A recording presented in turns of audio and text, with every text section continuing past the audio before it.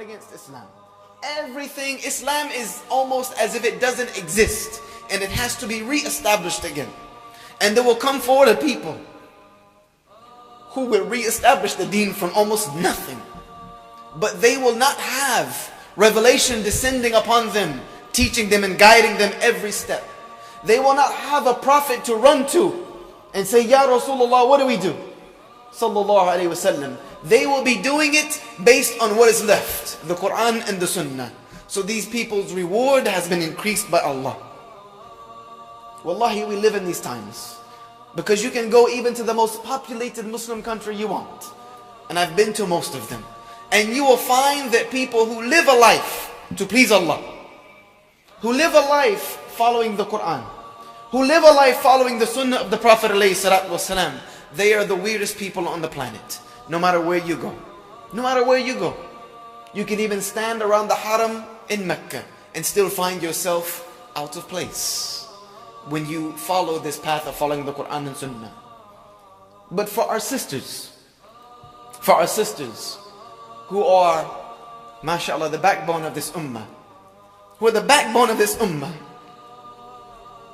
you've been given a special place, a very special place, and you cannot forget it.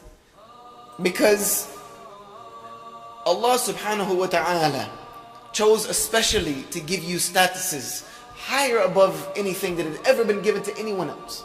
Men were already men. We already did what we do, and we run around chauvinistic, and we have all of that. And Allah just calmed it down a little bit in the Quran. But women were treated as if they were property. Women were bought and sold. Women were buried in the sand out of disgust. And Allah Azza wa Jal raised them to a position of honor and dignity.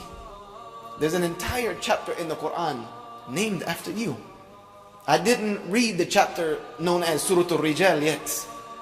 It doesn't exist. But there is a Surah Al-Nisa. One of the greatest feats that Allah Azza wa Jal gave to a woman is that she gives birth to the next generation of humanity. Without you, there is no us. And Allah Azza wa Jal proved through Isa alayhi salam that He doesn't need us to make another one of us. So it puts us in our place a little bit. But sisters, not only are you more than half of this ummah, more than half, you will become more than 2/3. But you are responsible for the other half. You raise the rest. So you have a very dignified and prominent role.